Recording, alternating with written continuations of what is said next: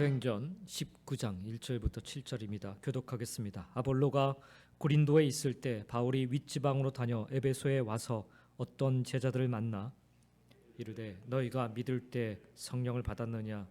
이르되 아니라 우리는 성령이 계심도 듣지 못하였노라. 바울이 이르되 그러면 너희가 무슨 침례를 받았느냐? 대답하되 요한의 침례니라. 바울이 이르되 요한의 회개의 침례를 베풀며 백성에게 말하되 내 뒤에 오시는 이를 믿으라 하였으니 이는 곧 예수라 하거늘 그들이 듣고 주 예수의 이름으로 침례를 받으니 바울이 그들에게 안수하며 성령이 그들에게 임하심으로 방언도 하고 예언도 하니. 같이 읽겠습니다. 모두 12사람쯤 되니라. 아멘. 오늘 이 말씀 소통을 이루는 성령의 역사라는 제목으로 말씀을 나누겠습니다. 제가 터키를 한 주간 단기 선교를 좀 다녀오면서 외국을 나가면 항상 느끼는 건데 언어의 문제죠. 소통이 좀 잘 안 됩니다. 작년에 제가 터키에 갔었을 때는 거의 이제 터키 언어를 못 알아들으니까 선교사님의 의지에서 뭐라고 얘기하시는지 뭐라고 얘기하는지 이렇게 들을 수밖에 없었는데, 이번에 터키 이제 현지 교회를 갔는데 영어를 하는 친구들이 좀 있더라고요. 그래가지고 떠듬떠듬 영어를 가지고서 좀 소통을 좀 할 수가 있었고, 또 요즘 핸드폰이 잘 발달돼서 번역이 그냥 즉각 되더라고요. 그래서 그걸 가지고 또 소통을 좀 할 수가 있었습니다. 오늘 말씀, 이 소통에 관계된 이야기를 여러분하고 좀 나누기를 원합니다.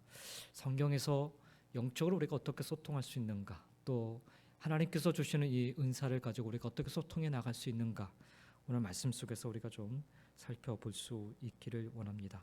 시리아의 안디옥에서 3차 전도 여행을 다시 시작하면서 부르기아와 갈라디아 땅을 차례로 거쳐서 사도 바울이 이미 약속하였던 대로 에베소를 재방문하였던 바울은 그곳에서 어떤 제자들을 만나게 됩니다. 그들은 성령님의 계심을 들어본 적도 없는 사람들이었습니다. 그들이 알고 있었던 것은 예전에 아볼로처럼 침례자 요한의 침례, 다시 말해 예수님의 공생의 초기에만 국한되어 있는 그런 말씀만을 그들이 알고 있었던 거죠. 바울은 그들에게 생전에 침례자 요한이 예언하였던 메시아 예수 그리스도를 전하였고, 그들은 그 예수 그리스도의 이름을 믿게 되었고, 그래서 주의 이름으로 침례를 받는 일이 오늘 본문 속에 이제 등장을 하게 됩니다. 바울이 그들에게 침례를 베풀면서 그들의 머리 위에 손을 얹자 그들이 조금 전까지도 알지 못하였던 성령님께서 그들에게 친히 임하셨습니다. 오늘 6절 말씀에 보면 바울이 그들에게 안수함에 성령이 그들에게 임하심으로 방언도 하고 예언도 하니 모두 12사람쯤 되니라 라고 말씀합니다.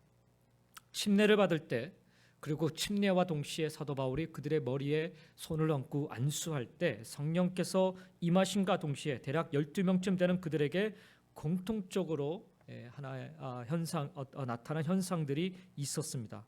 그들이 마치 약속이라도 한 듯이 모두 방언도 하고 예언도 한 것이었습니다. 이를테면 그들이 행한 방언과 예언이 그날 그들에게 성령님께서 임하셨다라는 증거가 되었습니다. 오늘 본문이 언급하고 있는 이 예언에 대해서는 다음 시간에 제가 조금 더 다뤄보기로 하고, 오늘은 방언에 대해서만 좀 먼저 좀 생각을 해보길 원합니다. 일반적으로 방언은 영적인 무아지경의 상태에서 나오는 이성적으로는 이해할 수 없는 천상의 말로만 이해되고 있습니다. 그래서 방언은 그리스도인이 자신에게 임하신 성령님을 가장 손쉽게 확인하는 길로 여겨지기도 합니다. 구원의 증거라고 그렇게 가르치기도 합니다. 자신의 의지와는 상관없이 혀가 꼬부라지며 이해할 수 없는 말이 자신의 입에서 터져 나오는 경험은 확실히 성령님의 임재를 가장 쉽게 확인하는 길입니다. 하지만 방언을 이처럼 신비로운 외적으로 나타나는 현상으로만 이해하였기 때문에 이미 2000년 전부터 방언과 관련된 부작용들이 생겨나기 시작했습니다. 그리스도인들이 방언을 자기 과시의 수단으로 삼고 서로 우열을 따지어 방언을 할 줄 모르는 사람은 상대적으로 자기보다 영적으로 낮다, 자기보다 좀 부족하다, 이런 열등감을 느끼게 하는 이런 부작용들이 나타나기 시작을 했습니다. 바로 이런 부작용들 때문에 사도 바울은 고린도 교회에서 보낸 편지인 이 고린도전서에서 무려 14장 한 장 전체를 다 할애하면서 이 방언에 대한 얘기를 가르칩니다. 고린도 교회 교인들 간에 서로 자기 자신을 과시하려는, 나 성령 받아서 이렇게 방언할 줄 아는데 너는 할 줄 아냐, 이런 어떤 서로의 차별성을 그렇게 강조하면서 내가 너보다 낫다라는 이런 일들이 교회 안에 갈등을 일으키는 일들이 일어났던 거죠. 이런 부작용이 그만큼 컸기 때문에 사도 바울은 고린도전서 14장 그 한 장을 전체를 다 할애하면서 방언에 대한 이야기를 다룹니다. 바울은 그 고린도 교회 교인들에게 고린도전서 14장 18절 19절에 이와 같이 권면을 합니다. 내가 너희 모든 사람보다 방언을 더 말함으로 하나님께 감사하노라. 그러나 교회에서 네가 남을 가르치기 위하여 깨달은 마음으로 5마디 말을 하는 것이 1만 마디 방언으로 말하는 것보다 나으니라 라고 말씀합니다. 바울은 누구보다도 방언을 더 잘할 수 있었습니다. 그렇지만 바울은 고린도 교회 교인들에게 공개적인 장소에서 사람들이 알아들을 수 없는 방언으로 1만 마디를 하는 것보다 자신이 먼저 분명히 깨닫고 상대도 깨달을 수 있는 말 5마디를 하는 것이 더 낫다라고 권면을 하고 있습니다. 공개 장소에서 방언으로 기도하거나 말하려는 것은 자기 과시를 위한 교만일 뿐 성령님께서 주신 참된 의미의 방언이 아니기 때문입니다. 우리 한국 교회에서도 오래전부터 방언과 관련된 부작용들이 있어 왔었습니다. 방언을 신비로운 외적 현상으로만 잘못 이해한 그런 결과였지요. 만약 오늘 본문에 어떤 제자들이 행한 방언이 그런 외적인 현상으로만 그쳤다라면 얼마 지나지 않아 도리어 그들의 믿음 생활에도 방언으로 인한 부작용이 드러나게 되었을 것입니다. 좀 더 극단적으로 얘기하면 이 에베소 교회가 세워질 수 없었을 것입니다.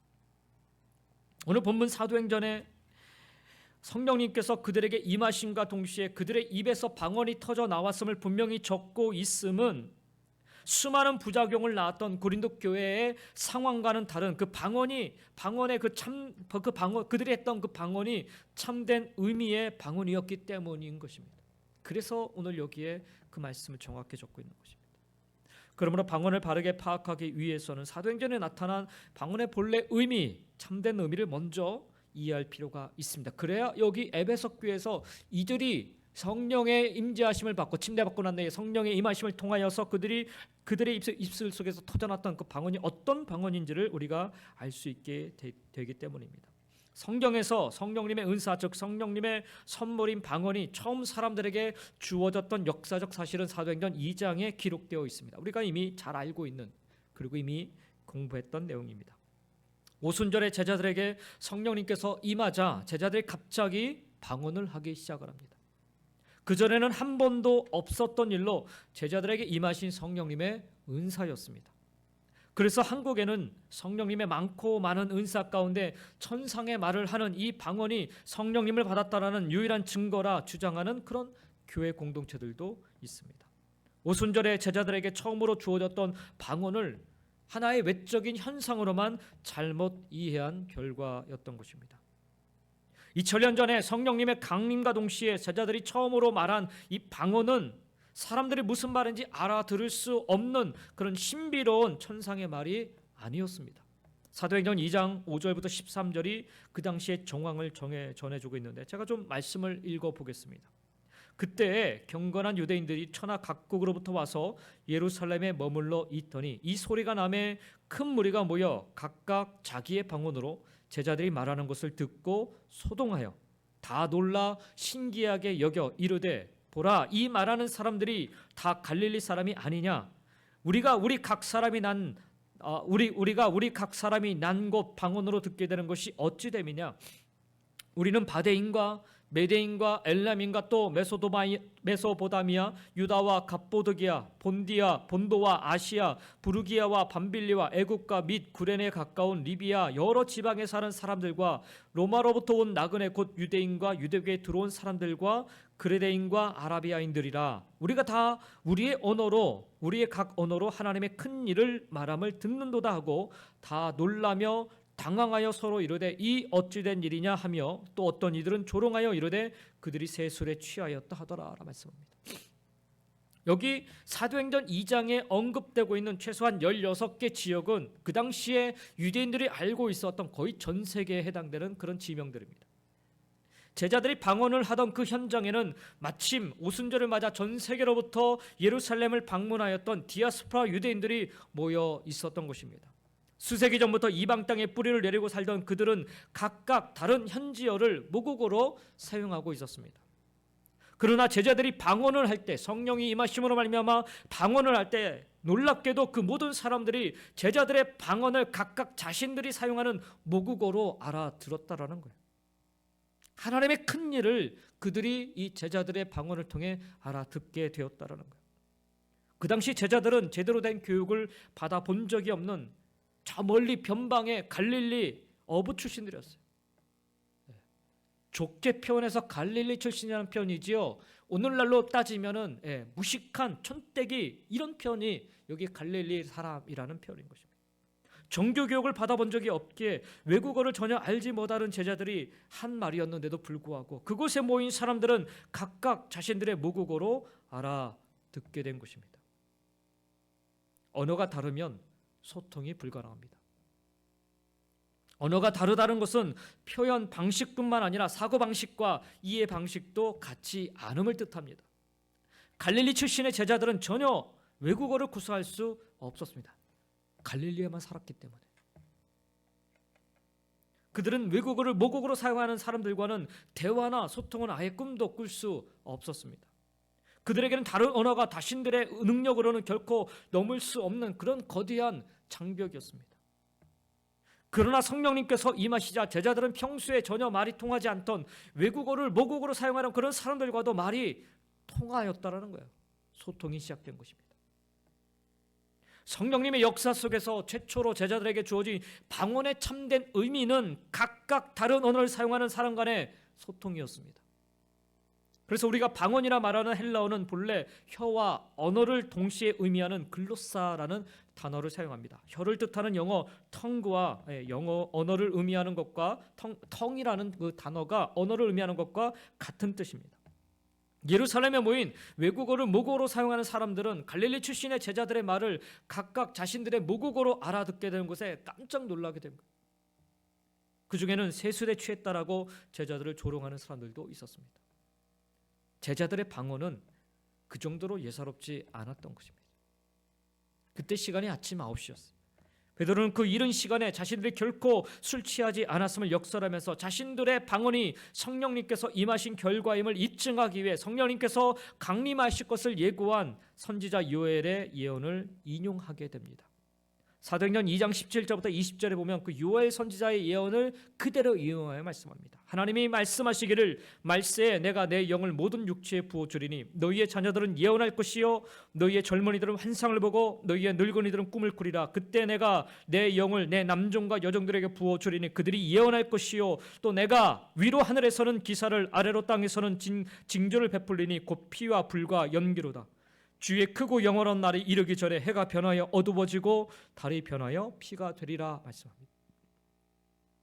여러분 이상하지 않습니까? 참 이상한 일입니다.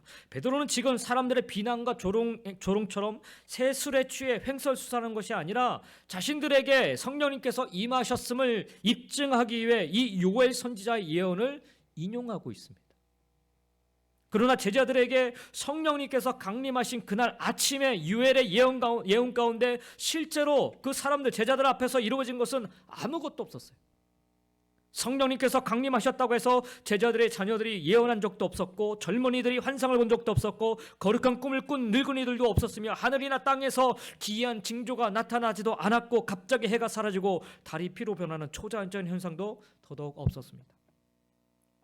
여러분 성령님의 강림을 입증하기 위해서라면 이것이 성령님이 강림하셔서 우리가 방언을 말하는 것이라는 것을 입증하기 위해서라면 베드로가 요엘의 예언을 실수로 잘못 인용한 것이 아닌가 하는 생각이 들 정도입니다. 그런데 과연 이것이 베드로의 착각이요 실수였겠습니까?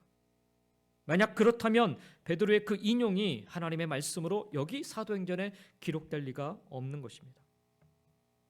유엘의 예언 가운데 그날 현실 속에서 이루어진 것이 아무것도 없음에도 베드로가 굳이 그 유엘서를 인용한 것은 성령 강림의 증거에 관한 한 유엘이 예언한 그 모든 내용보다도 다른 언어를 사용하는 사람들 간의 소통을 가능케 해준 방언이 더 큰 증거임을 강조하기 위함이었던 것입니다. 성령님 안에서 그리스도인으로 살아간다는 것은 자기 개인의 삶이 새로워지는 것은 물론이고 그 결과로 다른 사람들과의 관계도 새롭게 구축되는 것을 의미합니다. 그것이 가능하기 위해서는 상대와의 소통이 반드시 존재되어야만 합니다.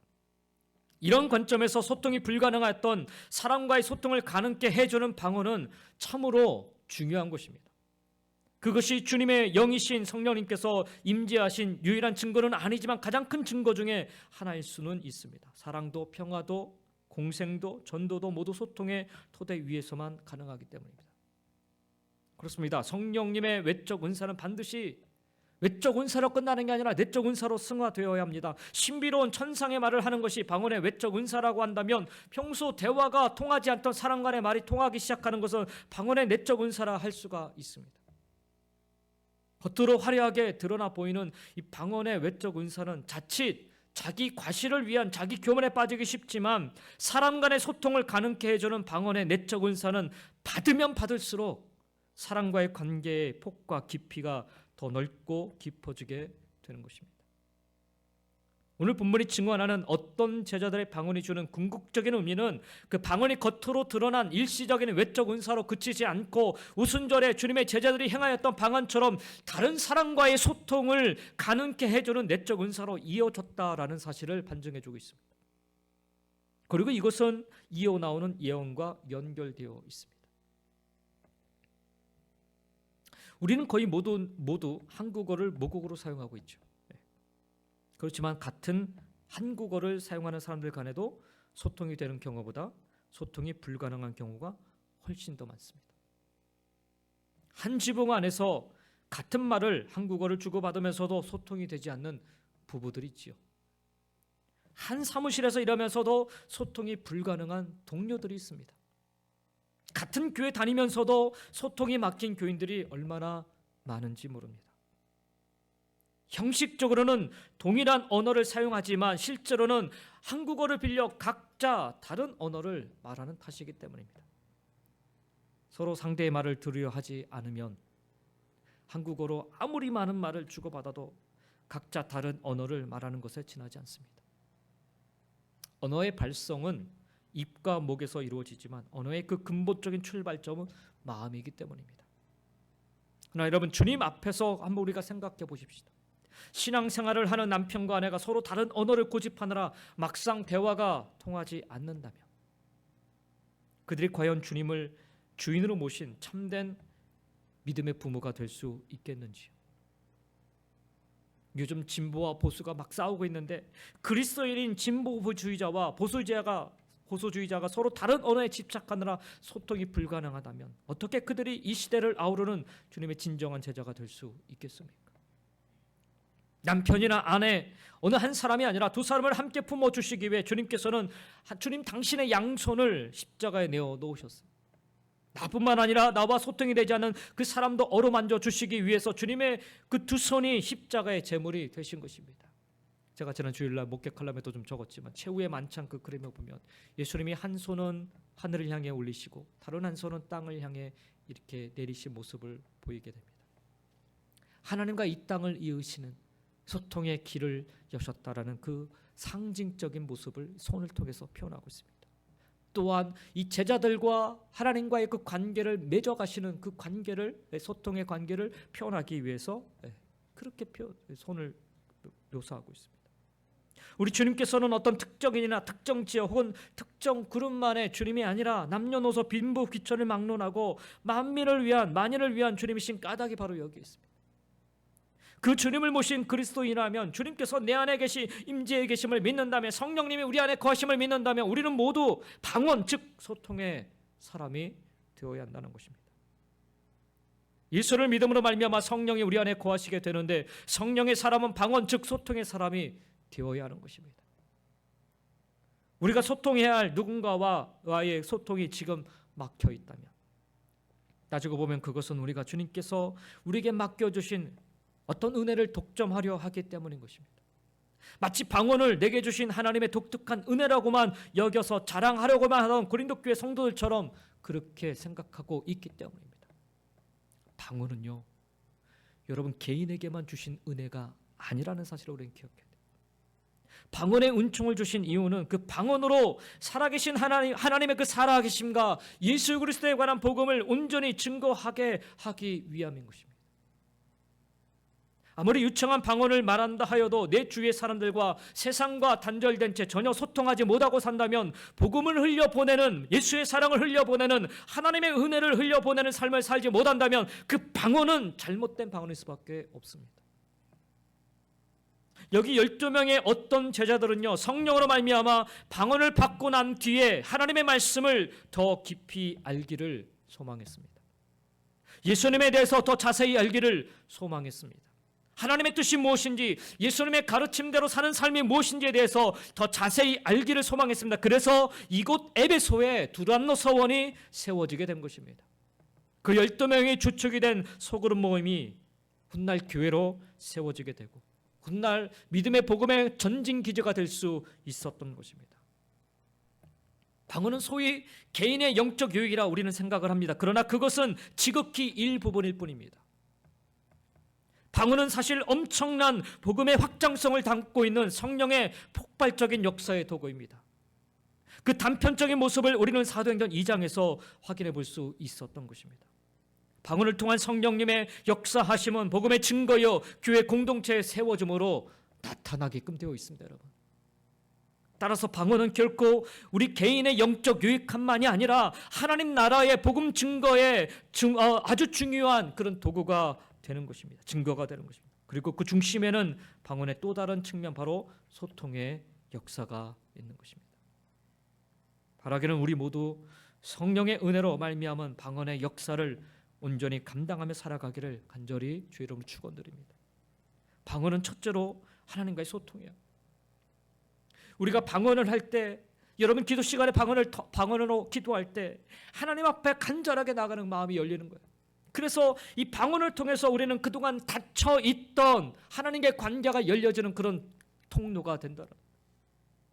그래서 방언을 통해서 우리는 하나님과 먼저 소통하게 되고, 나아가 이 방언을 통해서 사람들과의 소통의 역사를 이루게 되는 것입니다. 방언의 은사를 받으셨습니까? 그러면 소통의 사명을 감당하며 살아가시기 바랍니다. 혹 방언의 은사를 내가 받았나 확신하지 못하고 계십니까? 여러분의 삶 속에 예수를 높이고 증거하며 사는 삶이 곧 가장 확실한 방언의 은사를 받은 모습인 줄 믿으시기 바랍니다. 알아듣지 못하는 환상의 그런 천상의 그 언어를 하는 것만이 방언이 아니라 사람과 사람 사이에 복음을 증거하는 삶이 바로 방언받은 사람의 모습인 것입니다. 그것이 곧 하나님이 원하시는 방언의 모습인 것입니다. 예수를 믿음으로 말미암아 우리는 모두가 다 성령이 우리 안에 내주하고 계심으로 말미암아 성령의 은사를 받은 자들입니다. 예, 방언의 은사도 받은 자들입니다. 그러니 소통하셔야 됩니다. 하나님과 매일매일 소통하시기 바랍니다. 세상과도 예수를 증거하는 소통의 증거자, 증인된 삶을 사셔야 됩니다. 그것이 참된 방언의 은사를 받은 자들의 모습인 것입니다. 그래서 오늘 말씀에 보면 방언과 예언이라고 같이 언급되어 있습니다. 예언은 제가 다음 시간에도 말씀드리겠지만 단순히 미래의 일을 예측하는 그런 예언을 뜻하는 말이 아닙니다. 여기 사용된 단어가 하나님의 말씀을 위임받은 자가 그 말씀을 전하는 사역을 감당하는 것을 뜻하는 말이 오늘 여기에 기록된 예언이라는 말입니다. 방언을 받았으면 하나님의 말씀 그 뜻대로 세상과 소통하며 하나님의 뜻을 전하는 삶을 살아야 된다라는 것입니다. 이것이 성령의 역사하심 가운데 살아가는 자의 모습인 것입니다. 저와 여러분의 모습을 통해 오늘도 성령의 역사하심이 나타나기를 주의 이름으로 간절히 축원드립니다. 방언의 역사, 소통의 사명, 여러분 믿음으로 잘 감당하며 살아가시기를 예수님의 이름으로 간절히 축원드립니다. 기도하겠습니다.